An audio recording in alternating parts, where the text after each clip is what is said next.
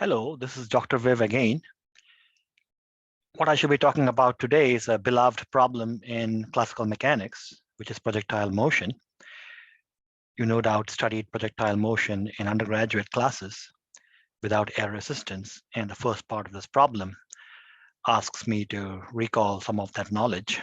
Specifically, I want the time taken to reach the highest point and the range, which is the horizontal distance, in the absence of air resistance. And then we're going to add an air resistance that's proportional to the velocity. By that, I mean it's constantly opposing the velocity at any given moment in the direction opposite that of the velocity.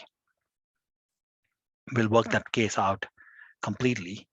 In the process, we will find that we will obtain transcendental equations. So part of the goal of this video segment is to show you how to deal with those things.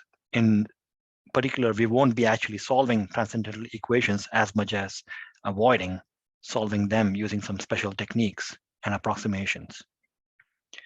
Lastly, we'll discuss the case of high-speed projectiles where the air resistance is not quite linear, but quadratic. What I mean by that is it's proportional to the square of the speed, but the direction is still opposite that of the velocity. Okay, so let's proceed with the basics of projectile motion, what you may already know. So to keep things simple, I will be considering the case where the projectile is fired from the ground and it ends up on the ground. Among other assumptions, the Earth is considered flat, gravity does not change with height, and the Earth does not rotate. So these simplifying assumptions will make this rather pleasant to tackle. Later in the course, we will allow the Earth to rotate, but the Earth will still be flat, and gravity will still be constant with height. Certainly for most daily objects, this is true. So you all know that the projectile is going to describe a graceful arc called the parabola in the absence of air resistance. Now at the highest point, the y velocity is absent. So the velocity is just the x velocity, and the x velocity is the initial x velocity that the projectile had. So I'll call this initial angle of firing alpha. Gravity acts down and it's constant. So our initial conditions for this problem are that the projectile starts at the origin, so x naught equals y naught is equal to 0 at time t naught, which is also 0. The initial velocity, v naught x, is going to be v naught cosine alpha. That's the x component of the velocity. The y component of the velocity is v naught sine alpha. I shall also be using the notation pioneered by Isaac Newton, which is using the dot for time derivatives. Now, you can guess who won the calculus war, because we invariably use Leibniz's notation, dx by dt, these days. But to honor Newton's contributions, I shall use Newton's notation when possible, although I too prefer Leibniz's notation for its concrete looks. So we'll use a dot notation. Now, Newton's second law, which is a statement that the sum of all the external forces is equal to mass times acceleration, can be written for the system. The only external force is gravity. So I'm going to get negative mg equals ma. This equation can be expressed in x and y component form. So in the x direction, ma equals 0, because there's no acceleration in the x direction, or there are no forces in the x direction. So let's write that down.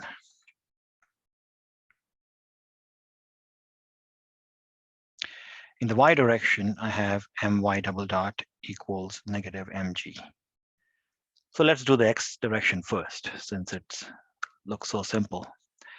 If I divide both sides by m and then integrate, I'm going to get x dot equals the integral of 0, which is constant. I'll call the constant c1. Well, what can that constant be? X dot is the initial velocity in the x direction, and that stays the same. And so that's going to be v naught x. Let's integrate again. Then I get x as a function of t. So that gives me v naught x times t plus another constant c2. Well, what can that constant be? At time t equal to 0, let's implement the initial condition. I have x equals 0. So I'm going to get 0 equals 0 plus c2, which tells me that c2 is 0. So I have my x equation, x equals v naught x times time. Really simple equation. It tells you that the x motion is going at constant speed. So another way to think about this is if you buy really cheap tickets to a baseball game and you stay up on the stadium bleachers, and then you look at the baseball game, you will always see the shadow of the baseball moving at constant speed, because the shadow of the baseball is the x component. So I like to call that the baseball shadow theorem in my elementary classes. So the next equation we're looking at is that. Immediately you notice that m cancels on both sides and you get y equals minus g. This is the famous result of Galileo. It is said that he climbed up the Leaning Tower of Pisa. It's leaning, so it's easy to drop objects without it hitting the tower. And he dropped all kinds of objects, heavy objects, light objects, and with the aid of an assistant, he found that they all approximately hit the ground at the same time. I say approximately because you have to consider air resistance. But I just want to give you a small anecdote. It's really interesting. Galileo's notebooks revealed that he thought lighter objects reach first. Now, this puzzled scientists for a long time, because if anything else, if you include air resistance, a heavier object will go faster. So how is it that Galileo thought the lighter object goes faster? They thought he had made a mistake.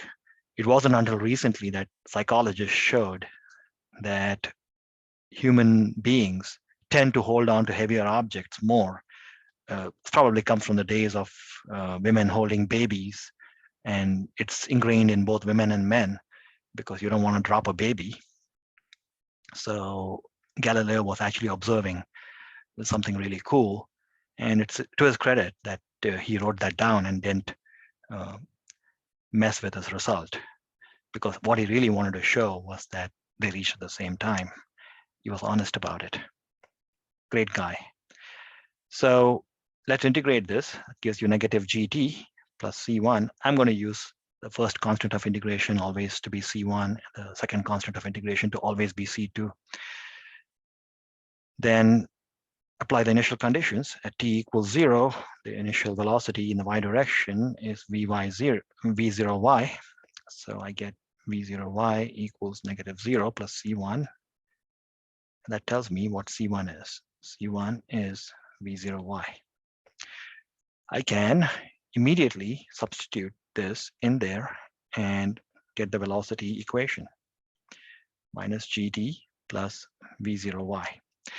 This actually is sufficient to find the time taken to reach the highest point, because we observed that at the highest point, the speed is 0. So at the highest point, y dot is 0. So I'm going to get 0 equals negative g times t sub h, the time taken to reach the highest point, which is what I need, plus v naught y. So that gives me the time taken to reach the highest point. It's just v naught y over g. I'll box that since it's a result that we were seeking. Now, from either earlier classes or just by contemplating this beautiful symmetry of this parabola, you know that what goes up must come down, and it takes the same time to go up as to come down by symmetry. So you can find the total time of flight by just doubling this. But that's certainly not true if you have air resistance. If you have air resistance, the time taken to go up and to come down are different. You can guess which is bigger. I won't tell you. So for a case with air resistance, you can't double the time. There must be an independent way of finding the total time of flight. And to find that independent way, we have to solve for the y equation completely. That is easily done. You just have to integrate it once more. So let's do that next.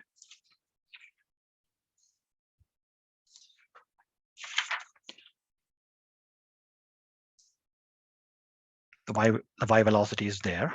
I'm going to integrate it once more. Let me write the y velocity again. Integrating, I get y equals -1/2 gt squared plus v naught y times t plus a constant of integration c2. Let's implement the initial condition. At t equals 0, the y coordinate is equal to 0. So I get 0 equals -0 plus 0 plus c2, which tells me that c2 must be 0. So I have my full equation for y as a function of time. It's -1/2 gt squared plus v naught y times the time. Let's box that. Now, how do we find the total time of flight? Again, I refer you back to the picture. At the initial time and the final time, the projectile is at 0 height. So that's what we're going to use. We're going to set y equal to 0. So the total time of flight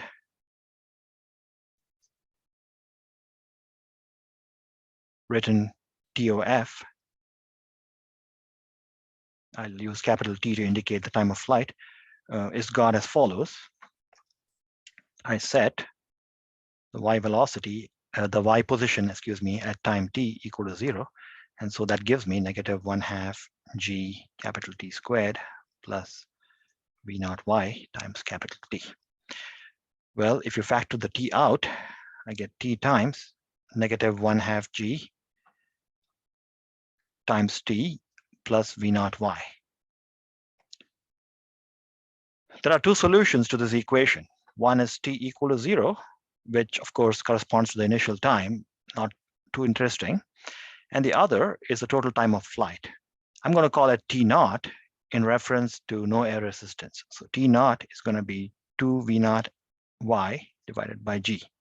And as you observe, it's 2 times the time taken to reach the highest point. So that symmetry certainly exists for this case. Let's box this result, since we'll refer back to it later when we consider the case with air resistance. The air resistance case will take some time that's different from T naught, but we can compare it if we know what T naught is. Our next objective is to find the range of the projectile. The range of the projectile tells you how much it has gone in the horizontal direction. So that can be found by substituting in this equation t equals capital T. So let's find the range R naught, not again referring to the case with no air resistance. So R naught is V naught X times T naught, and that tells me R naught is, T naught is that, so it's going to be 2 V naught X, V naught Y divided by G. Box that result. In the case with air resistance, the range will be a little bit different than R naught. We'll find out how different soon. The case with air resistance. So this completes our first warm-up, the time taken to reach the highest point and the range without air resistance. Now we're going to repeat with air resistance proportional to the velocity. So at any given time, if the projectile is located, say there, the air resistance is going to be exactly opposite that blue pencil direction. So here it's going to be opposite that, and here it's going to be opposite that. So wherever the projectile's velocity vector is pointing, there the air resistance is pointing in the opposite direction. So we have to model the air resistance accordingly, and that's going to be our next step. So this is part 2.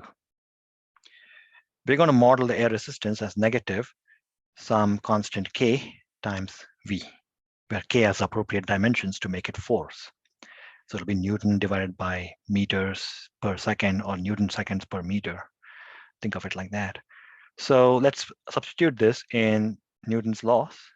Newton's law says the sum of the external forces is equal to mass times acceleration.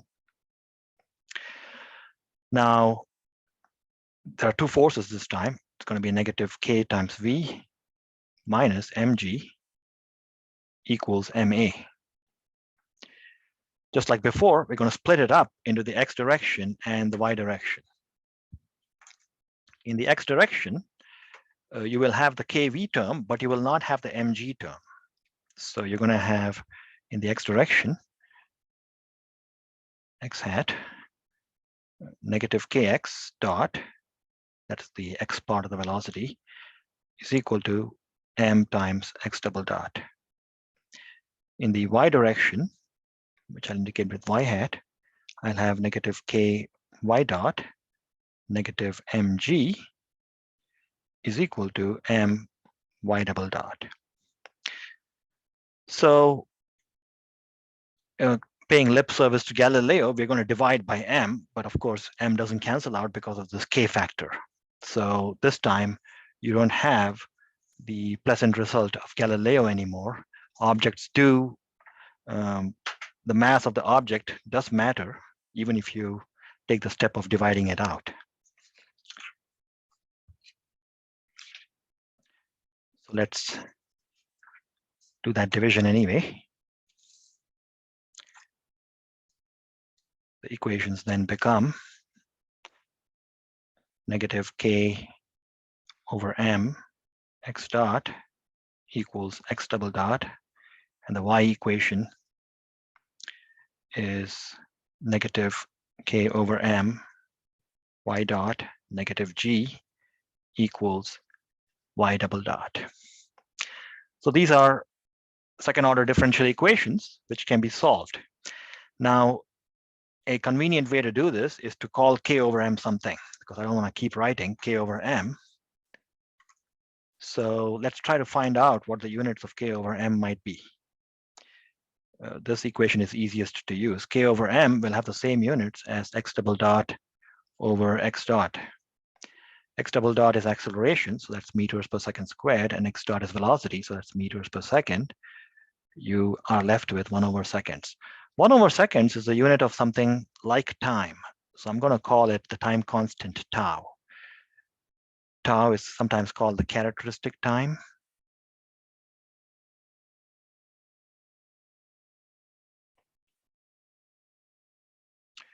Or simply the time constant.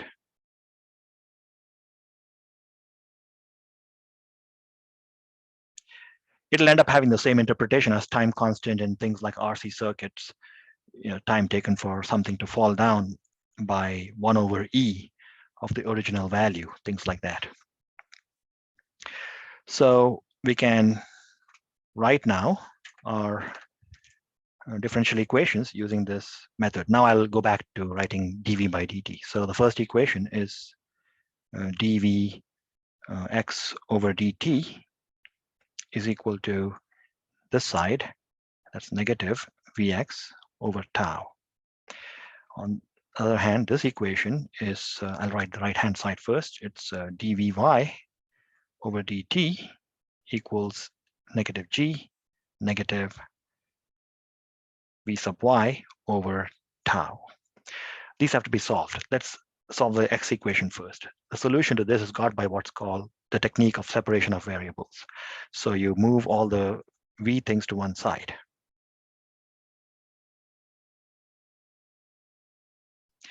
You integrate both sides. Now, rather than put limits, I would write an arbitrary constant of integration when I finish integration. So dv by v is just natural log, and that's negative t over tau plus the constant c1. To determine the constant C1, we have to use the initial conditions, and that initial condition is at t equal to 0, Vx is simply V naught x. So that tells me that natural log of V naught x must be equal to -0 plus C1. And that determines for you what C1 is. C1 is just natural log of V naught x. Put it there.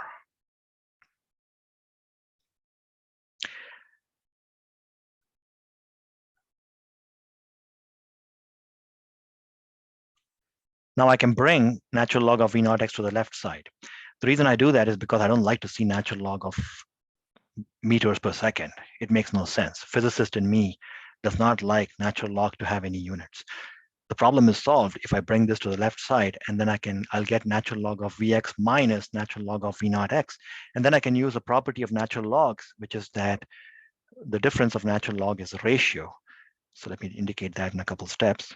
Natural log of Vx minus natural log of V naught x equals -t over tau. And then that gives me natural log of Vx over V naught x equals -t over tau. So that physicist in me now breathes a sigh of relief, because natural log of the ratio, that ratio has no units. Okay, now I take the exponential of both sides. So I'm going to get Vx over V naught x equals e to the minus t over tau. Observe that this also has no units. T is seconds, and tau, which is time constant, is also seconds. Multiply through by V naught x, and I end up getting Vx equals V naught x e to the minus t over tau, some sort of exponential decay term. And Vx is dx by dt, don't forget. So we can integrate again to find x as a function of time. That's going to be our next step. X is going to be the integral of V naught x e to the minus t over tau dt. Well, the exponential comes back when you integrate it, except the constant is divided. So I'm going to get negative 1 over negative, 1 over negative 1 over tau. So that becomes negative tau, the numerator, V naught x e to the minus t over tau, plus the constant of integration, C2. Okay, so we have to determine the constant of integration, C2, next. So that can be done by using the initial condition, which I'll do on a separate piece of paper.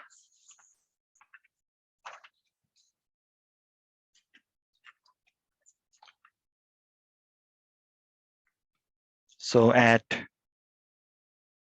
t equal to 0, we know that x is 0. So substitute that in this equation. The left-hand side becomes 0. The right side is negative tau times V naught x e to the negative 0 plus C2. And that automatically gives me C2. E to the negative 0 is 1, so that term doesn't go away. So C2, when you bring this to the other side, becomes tau V naught x. So if I put the C2 back here, I'm going to get tau V naught x, and there's also a tau V naught x, so I can take them outside, and I end up getting x equals tau V naught x times 1 minus e to the minus t over tau. Beautiful result. You remember results like this from the charging of capacitor. A capacitor gets charged in the same way as distance gets accumulated in the presence of air resistance. So that's the beauty and unity of all physics.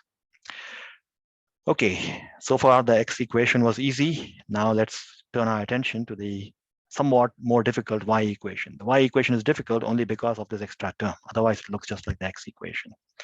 I also want you to notice one thing, and that is if tau goes to infinity, all of these goes to 0, because tau is dividing the velocity. So that goes to 0 and that goes to 0.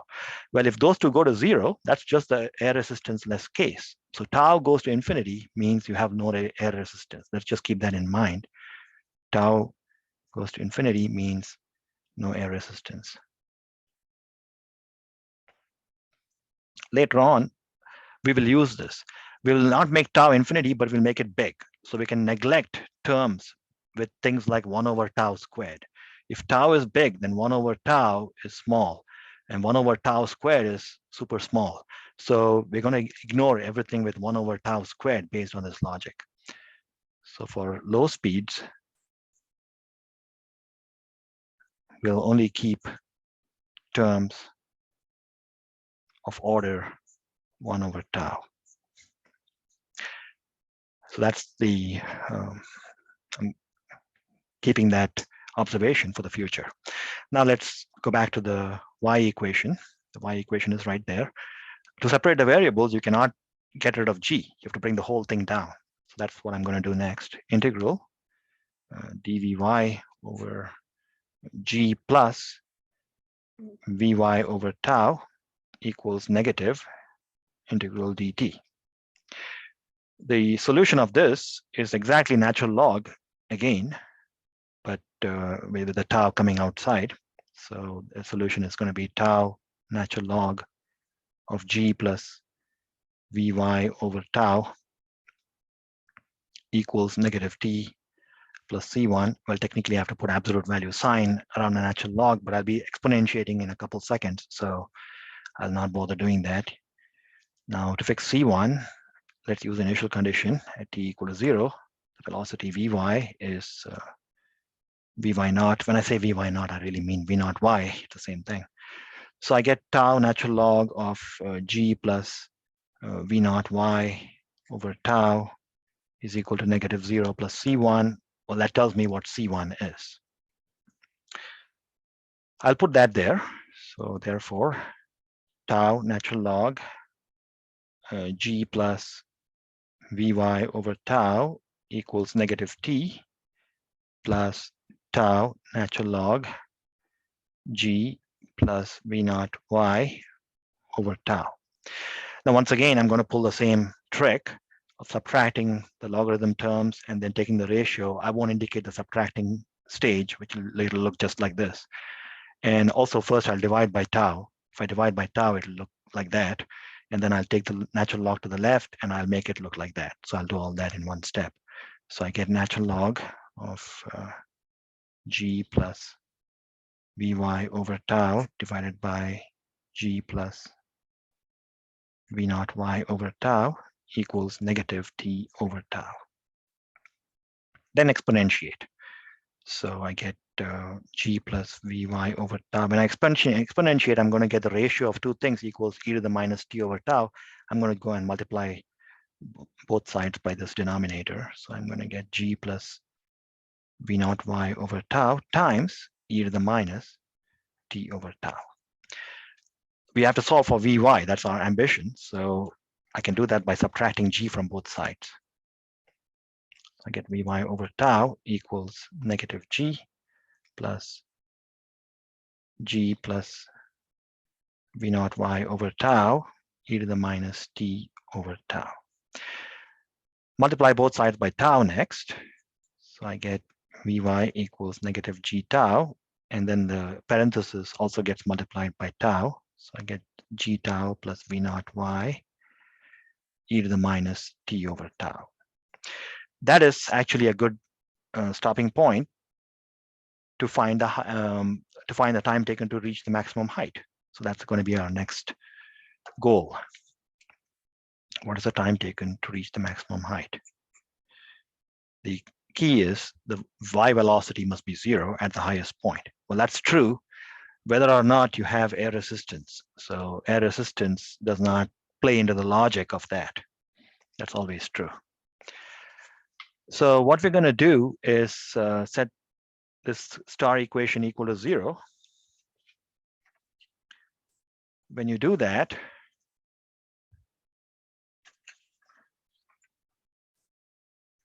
I can move this g tau term to the left because there's only 0 over there. So I'll get g tau is equal to g tau plus v naught y times e to the negative t sub h over tau, where t sub h is the time taken to reach the highest point. Divide both sides by this term and then take the natural log. I'll do that in one step. So I get natural log of g tau over g tau plus v naught y equals negative th over tau. That negative sign is undesirable, but I can absorb the negative sign by flipping the log, because negative log is 1 over all that stuff. So it's going to be g tau. So that's what I'll do here. So th, and then I multiply the whole thing by tau. It's tau times natural log of g tau plus v naught y divided by g tau. One more step to write the result in a neat fashion. Tau times natural log of, I can divide g tau. So I get 1 plus vy naught over g tau. Always examine the units. Vy naught is velocity, g is acceleration, acceleration times time is also velocity. So no units, good. That's our main result. So I'll box that. One of our main results. The next result is to find the range. To find the range, you cannot double this. I've already told you that the time taken to come down is going to be different than the time taken to go up. So we have to integrate this star yet again.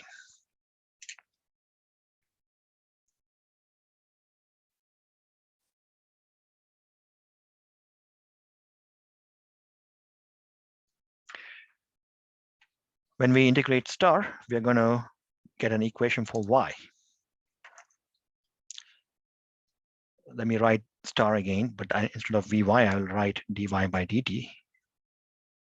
So that's going to be negative g tau plus g tau plus v naught y e to the minus t over tau. Now to integrate this, that gives me y equals negative g tau is just a constant, so I'll get that multiplied by time.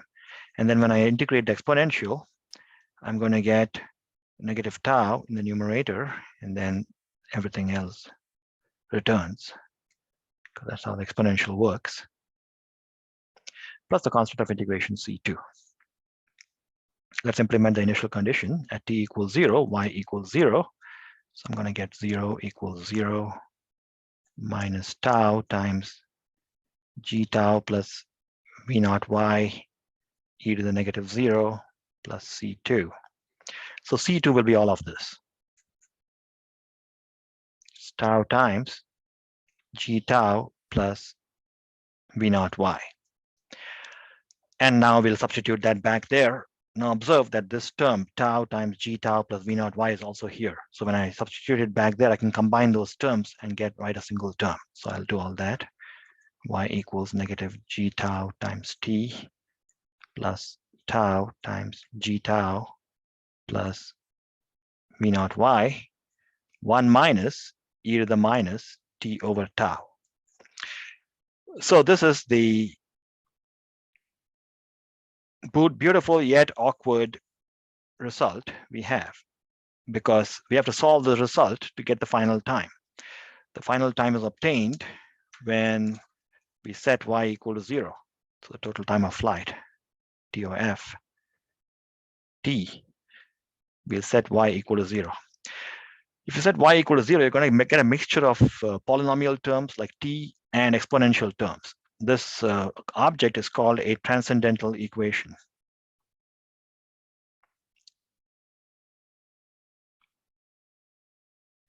A computer will exactly solve it, at least numerically, for specific values of g, tau, and v naught y. But I don't want to put any values. I don't want to solve any specific problem. I want to keep this as general as possible. Then we have to resort to what are called numerical methods. Numerical methods play a very big role in advanced physics. And so it's one of the aims of these videos is to teach you as many numerical techniques as possible and analytical techniques without having to run to the computer at every step. So when you put y equal to 0, the equation I get is going to be, I'll move this to the left side. So I get g tau t is equal to tau times g tau plus v naught y. Now, how do you write 1 minus e to the minus t over tau? There, we can use my approximation. I'm going to go to low speeds and keep terms only up to order 1 over tau. Now, of course, when you make a resolution like that, you can't immediately stick to it. You have to be a little more careful. So here I have a numerical approximations sheet. Let me start one, a separate, I call it numerical approximation sheet.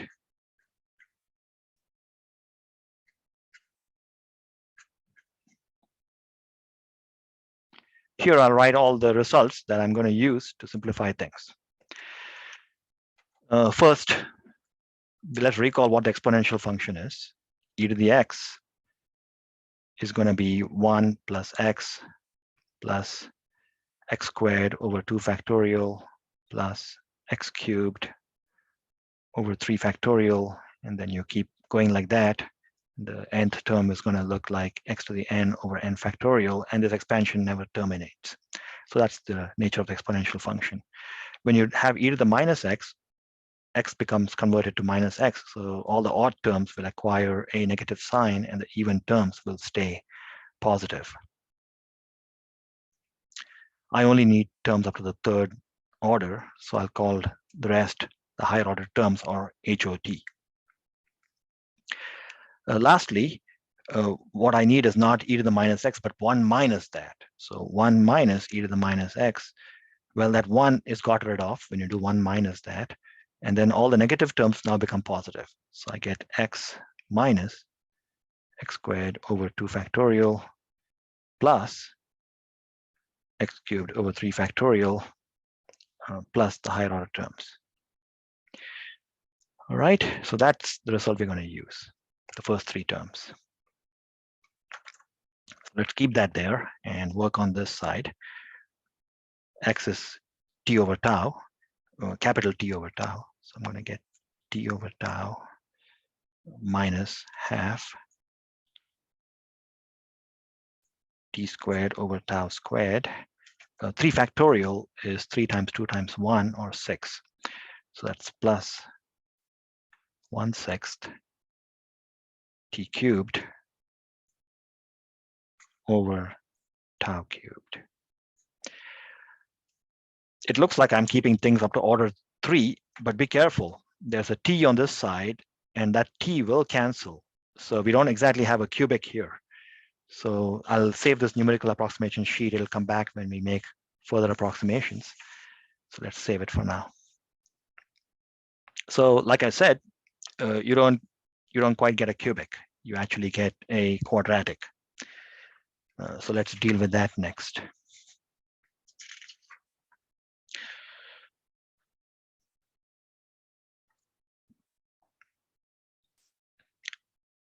Cancel out a t here, a t there, a t there, and then that becomes a t squared. So rewriting, I get, what I can do also is divide both sides by g tau. So I get simply 1 on the left side. On the right side, if I divide by g tau, the first term becomes just tau. And then the second term is v naught y times tau. If I multiply by g tau, I end up with a g in the denominator. And then I still have all these things. So 1 over tau minus half t over tau squared plus 1 over 6 t squared over tau cubed. Okay, the physicist in me is again feeling uneasy because that looks like it has units. So I'll take this tau, I'll take this tau under here. So I get 1 equals 1 plus v naught y over g tau, and then this all becomes dimensionless.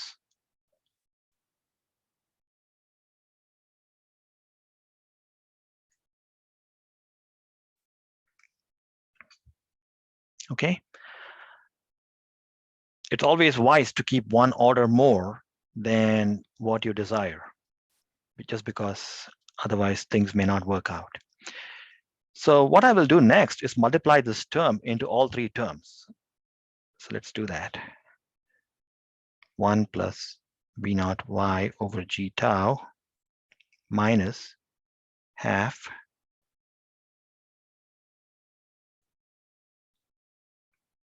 times t over tau plus 1/6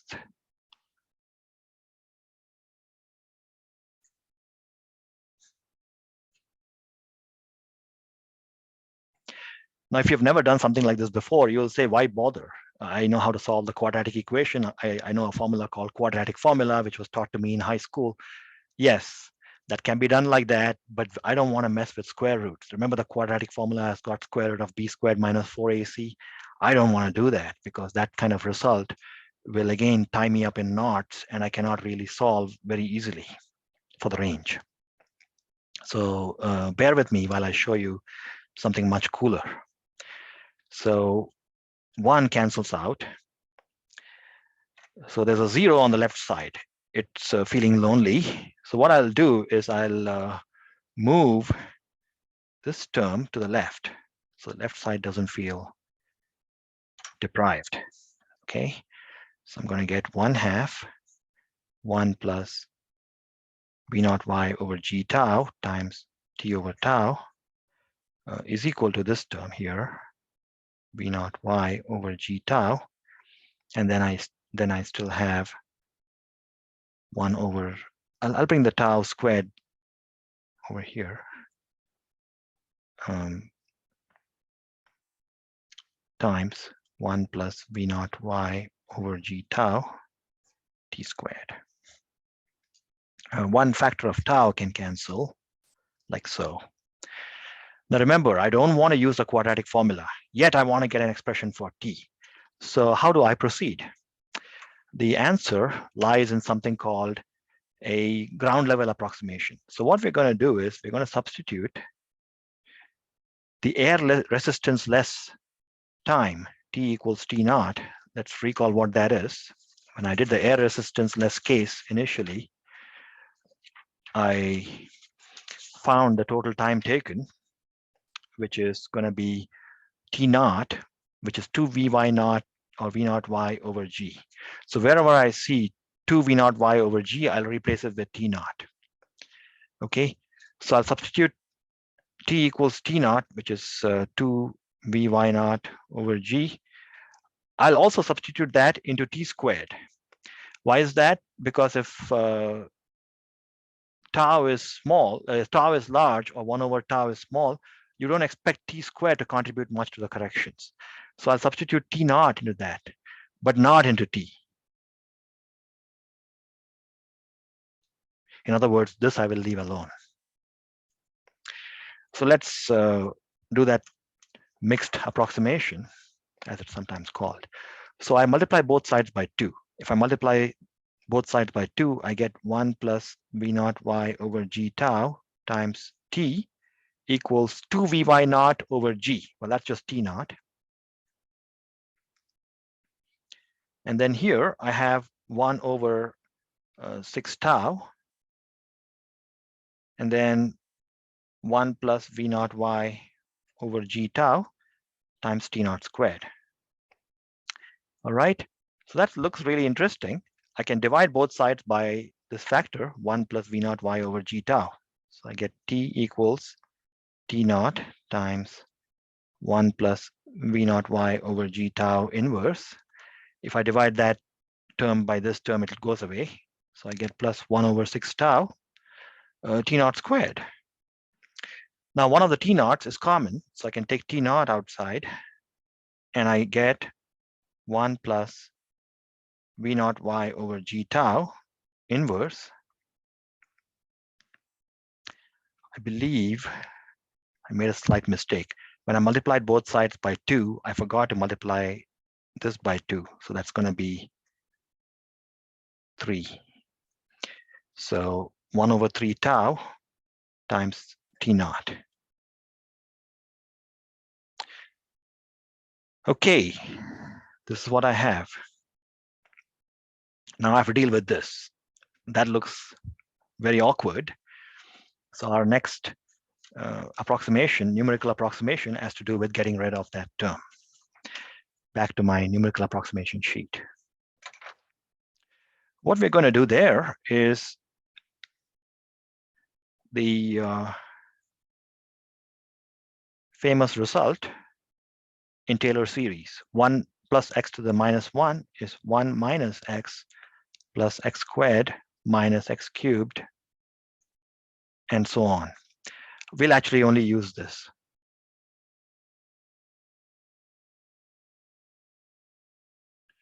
Okay, so I'm going to write this as just 1 minus x. So let me move this to the side because I find it easier to write on the right.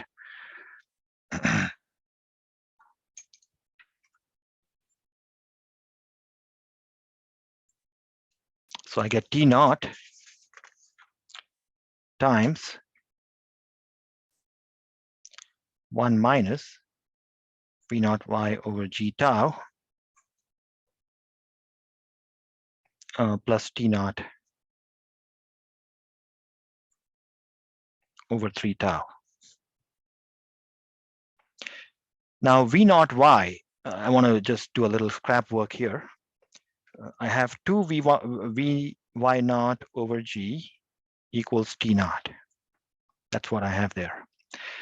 So v naught y over g tau is going to be t naught over 2 tau. Just see if that makes sense. I divide both sides by 2 and multiply by tau. So that looks good. That's what I'm going to write here. So that's t naught times 1 minus t naught over 2 tau plus t naught over 3 tau. Everything's looking great up to now. All I have to do next is to do some simple algebra.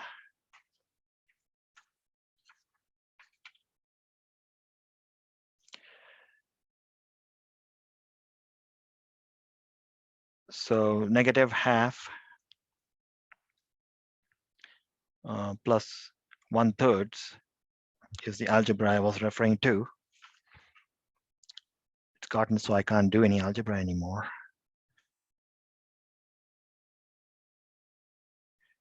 Well, this is equal to negative 3/6, and that's equal to positive 2/6. So that result is going to be negative 1/6. All right.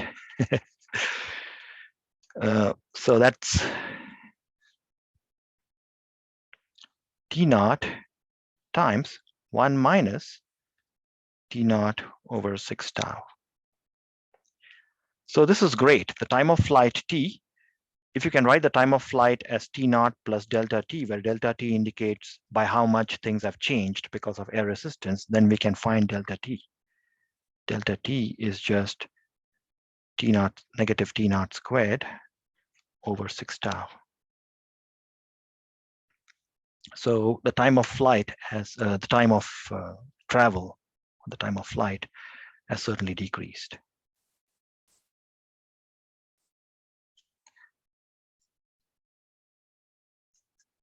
It's good to know this. I mean, I could not have predicted it straight away because if things are going slow, it could be staying in the air longer, right?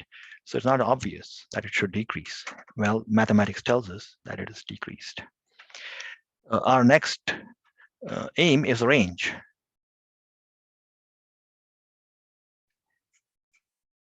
For the range, all we have to do is take this time that we have here, that time, and substitute it into the equation for x, which is over here. Okay, so we'll substitute it into that equation, and that'll give us the range. So the range R is going to be x as a function of capital T, and that's going to be tau times v naught x 1 minus e to the minus capital T over tau. Now we'll get rid of this. So R is equal to, well, tau times v naught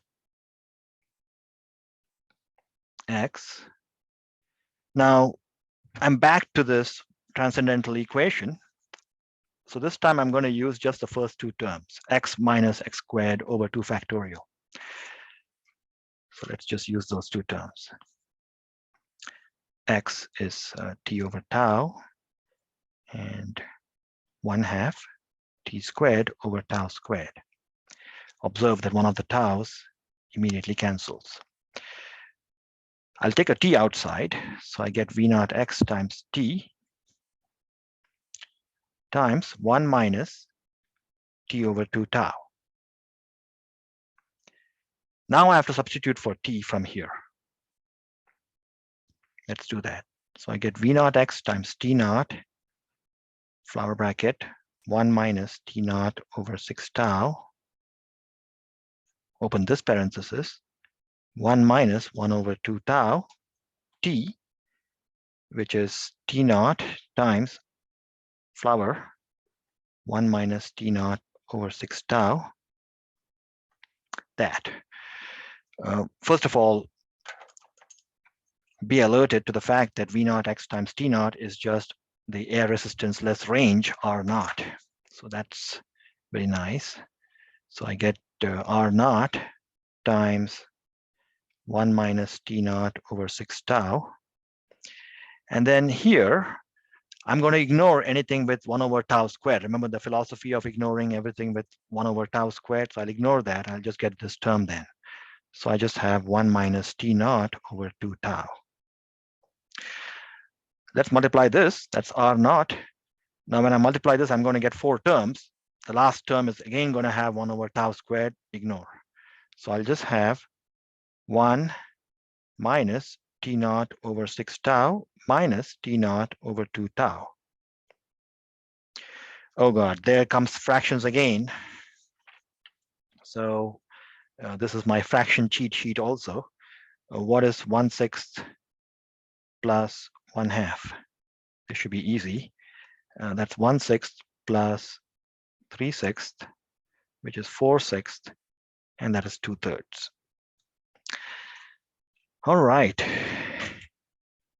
So this gives me r naught times 1 minus 2/3 t naught over tau.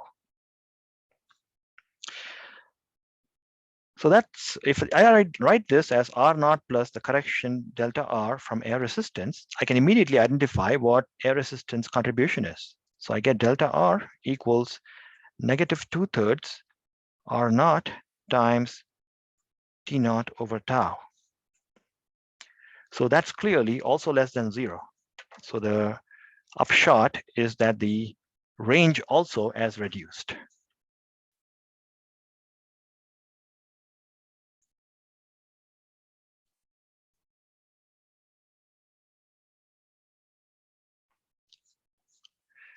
In this way, we have completed the second part of the problem, which is the air resistance is proportional to velocity. The last part of the problem is discuss the case where air resistance is proportional to the square of the velocity.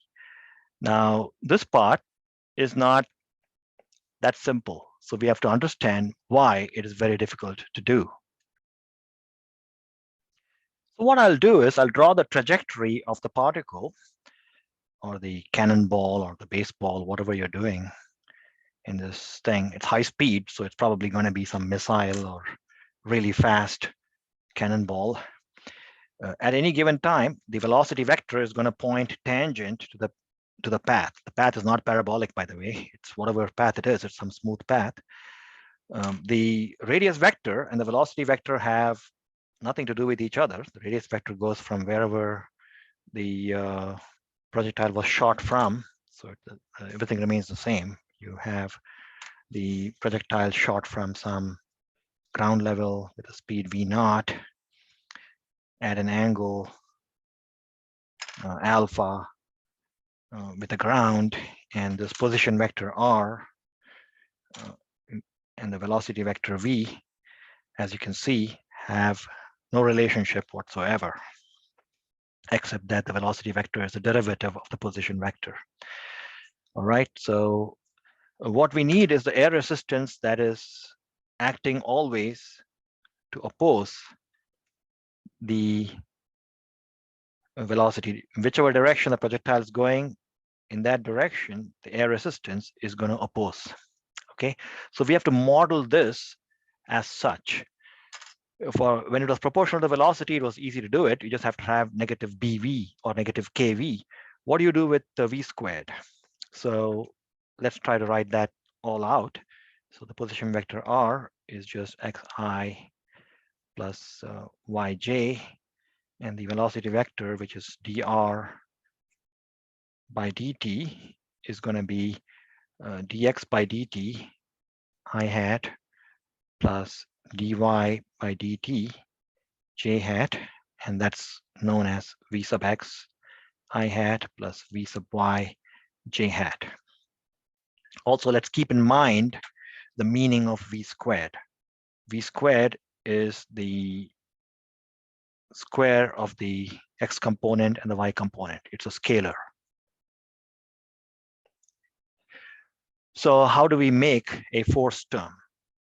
The only way you can do the forced term is write it as f air equals negative some constant bv squared, and you have to put a vector sign. The vector sign is going to be, because of the minus, in the same direction as velocity, but unit, like that.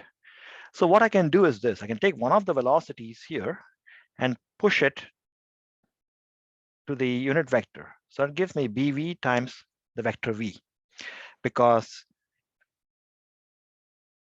v hat is defined as the vector v divided by the magnitude. The unit vector is the vector divided by the magnitude. So if I multiply both sides, then v times v hat will be equal to v vector. That's what I've used here. So the air resistance term can be written f air is equal to minus b times v, which is a square root of that. So you are probably already seeing, and v is that, you're probably already seeing why this is going to be a nightmare, unlike any other. This is the most awful problem you can ever imagine solving.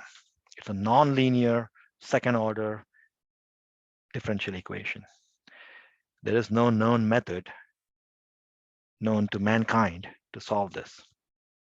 Let's write Newton's second law. Newton's second law is the sum of all the external forces is equal to mass times acceleration. So the external forces are 2 in number. It's F air plus F grav equals m times a.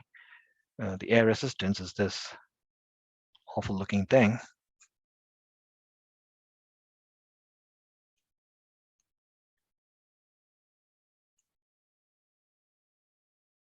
For once, I'll write everything out. Gravity is just negative g times j hat, and that's equal to m times x double dot I hat plus y double dot j hat. You can see the advantages of Newton's notation. I ran out of space, and I immediately switched to Newton's double dot notation. So I can separate out the equations. I have in the for the x equation, I have I'll divide by m x double dot equals negative b over m. This is an mg there. It's an mg for the force of gravity. So square root of vx squared plus vy squared vx, and then no gravity for the x direction. It's just that. In the y direction, after dividing by m, I'm going to get negative b over m square root of vx squared plus vy squared v sub y negative. That should have been a negative sign because gravity also is acting downward at all times. Draw it here, like so. Anyhow, that's your dreaded coupled system of PDEs, of ODEs. It's still ordinary differential equations, thank goodness, not PDEs, but it's still very hard to do. There is no known technique to solve this equation. You just have to run to the nearest computer and approximate this numerically. One or two things I can try doing. First of all, some physics-like things. Okay, what is B over M? Let's try to see what B over M is. The units of B over M, looking at this, are going to be the same as the units of x double dot over Vx, some velocity squared. Okay, it's not exactly Vx squared, it's Vx times V, but it's something velocity squared. So that's going to be meters per second squared divided by meters squared per second squared. It's 1 over meters. So now I can define a quantity called the wavelength or characteristic length. In my next video, when I'll be considering a problem involving quadratic error resistance, but only in the vertical direction, so that you don't have this problem of coupled ordinary differential equations, nonlinear ordinary differential equations, I will recover this wavelength parameter. I'll reintroduce it over there, but I thought I'd do it right here.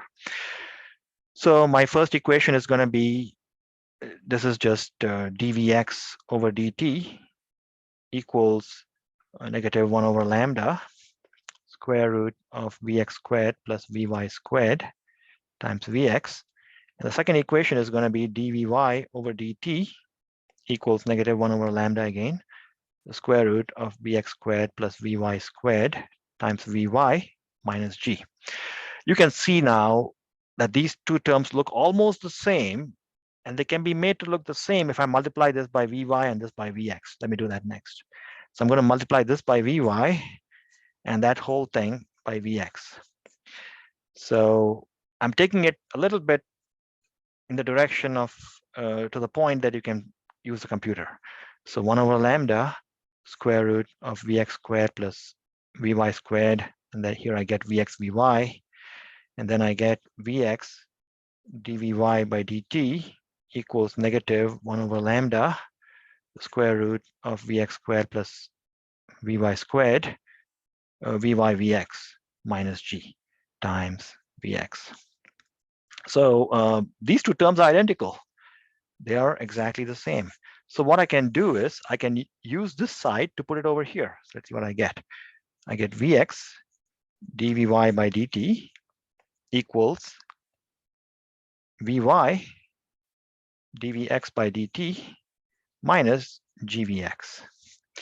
So that almost looks decent. It is still nonlinear because vx multiplies dvy and vy multiplies dvx. So the linearity is lost, but it's still somehow manageable, and you can use various numerical recipes to solve this with some initial conditions. You start the problem off with vx naught and vy naught, and then you do the first iteration and you use this equation to get the next step, and then you take the next step and put it back in this equation and get the next step, and this way you can plot a nice curve. Okay, so I think I'll stop the video there. That exposes you to the complication of nonlinear ordinary differential equations, and this is a good place to start a serious computer or numerical attack.